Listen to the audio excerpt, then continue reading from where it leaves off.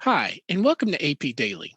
My name is Greg Hill, and I teach at Dr. John D. Horn High School in Mesquite, Texas.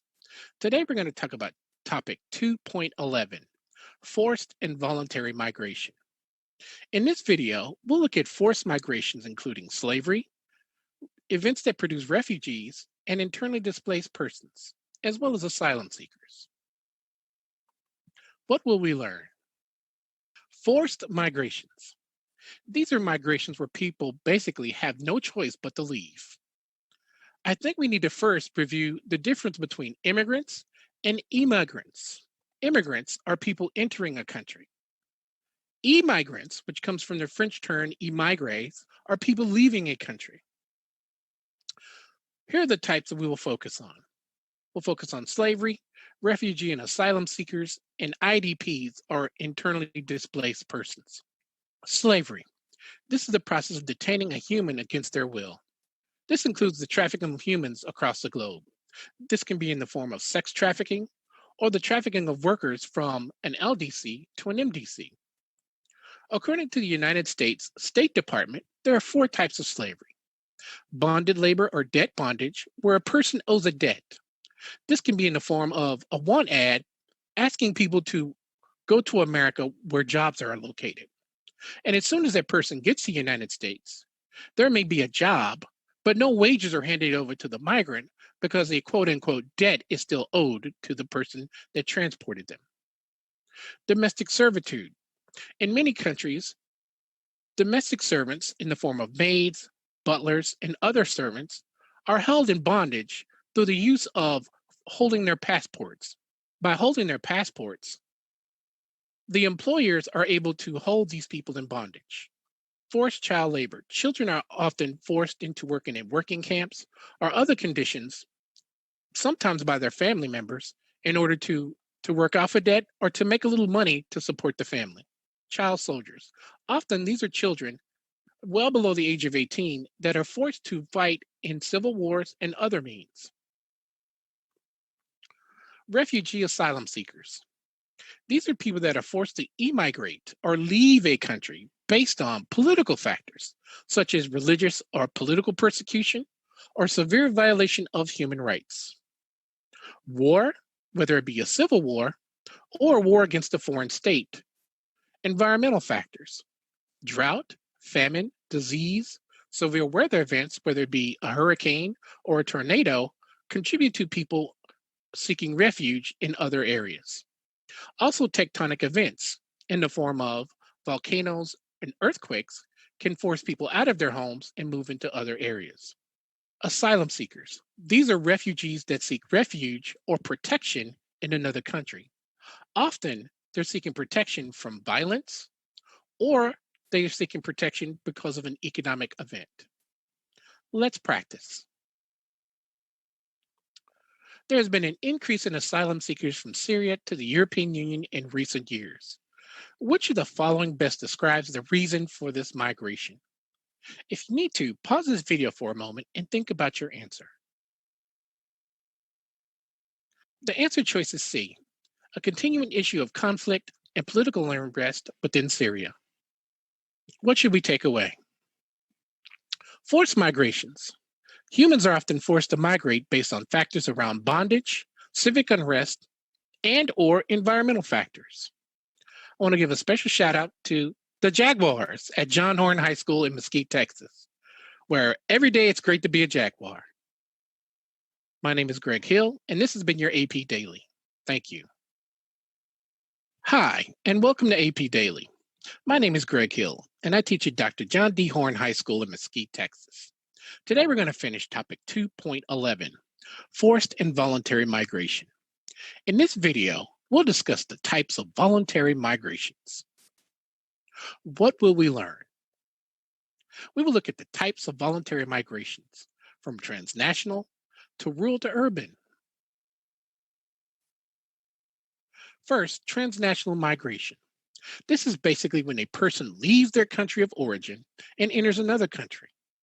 Migrants often maintain a strong connection to their country of origin. They often settle in areas of similar migrants. So, for example, when a person leaves El Salvador, and comes to, say, Irving, Texas, they're more likely to settle there because Irving, Texas is one of the largest Salvadorian populations in Texas. Often, transnational migrants often leave their mark on the cultural landscape. Another example will be when somebody moves from Germany and they take residence in, say, Finland. Transhumans. This is migration where livestock are led by pastoralists from highlands areas in the summer after the snows have thawed to lowland areas in the winter months. This is what we call a cyclical movement. Migration routes are also connected to trade routes often. A great example would be a camel herder who moves his herd from the highlands of the Atlas Mountains in Morocco to the lowlands areas of Morocco as the seasons start to change.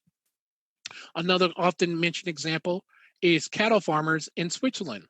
In the summer months, after the snows have thawed, they'll move their cattle up to the highlands areas and often have cottages in which they go to dwell. When the snows return in the winter, they'll take the cattle back down to lower elevations to their permanent residence during the winter months. Internal migrations. These are permanent moves within a country. Often these are related to economics. Maybe it's from job relocation or for a better opportunity.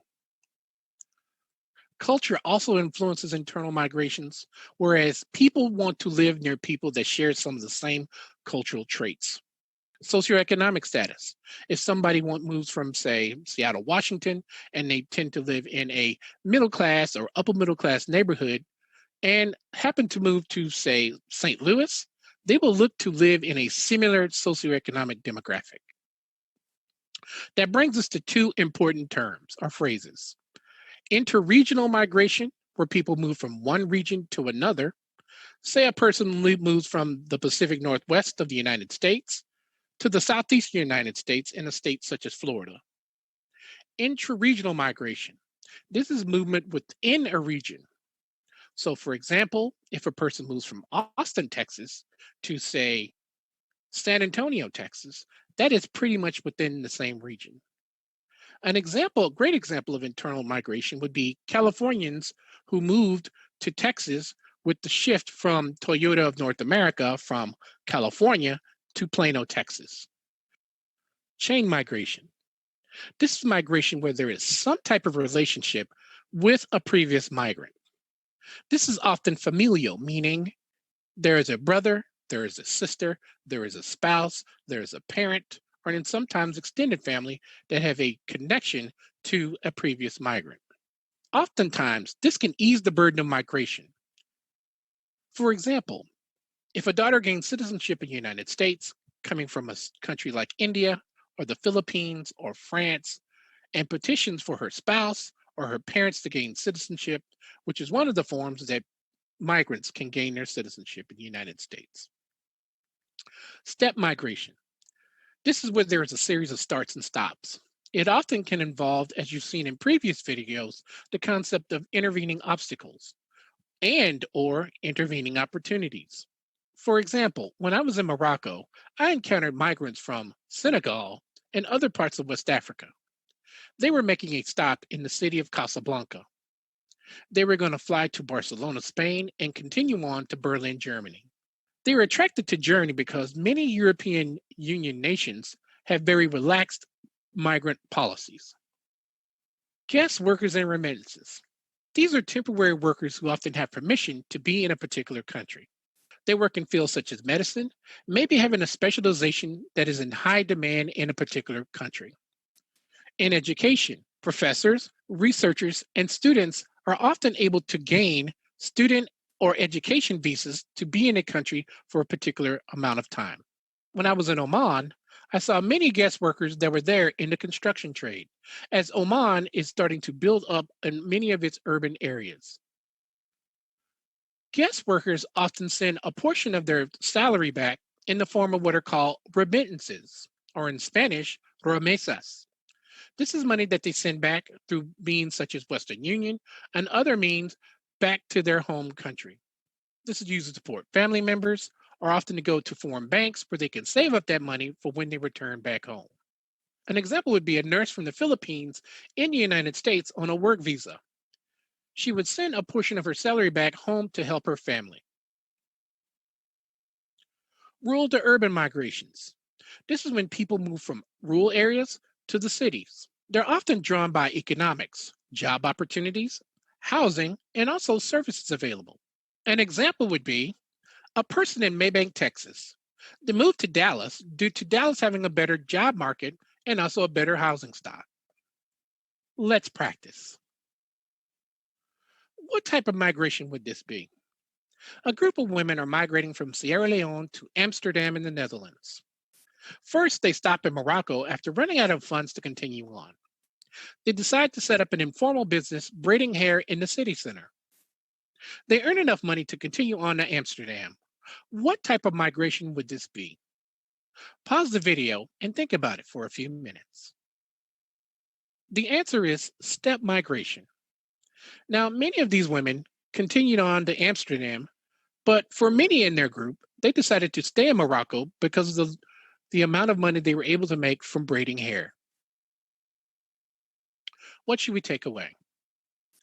People voluntarily migrate due to attractive conditions in the receiving country.